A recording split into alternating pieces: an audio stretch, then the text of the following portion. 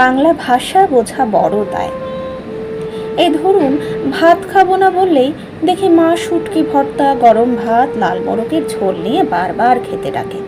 ওই খাবো না করেও ওই দুটো গাল বেশি খেয়ে ফেলতে হয়। তাহলে ভাষার কি মানে হলো? বাংলা ভাষায় ভাল লাগে নার মানে কি জানেন? মানে হলো সারা শহর রিক্সা করে ঘোরা, অথবা বারান্দায় একা বসে এক কাপ চা হাতে দুটো রবীন্দ্রসঙ্গীত।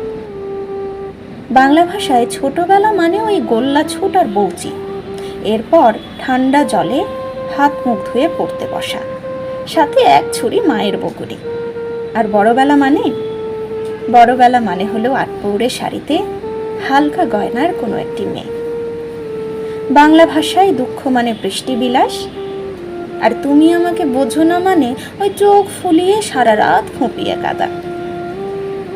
আবার বাংলা মানে সর্ষে ইলিশ, পান্তা ভাত, আর ঝুড়ি ঝুড়ি মন খুলে গল্প করা। উফ, সত্যি বাংলা ভাষা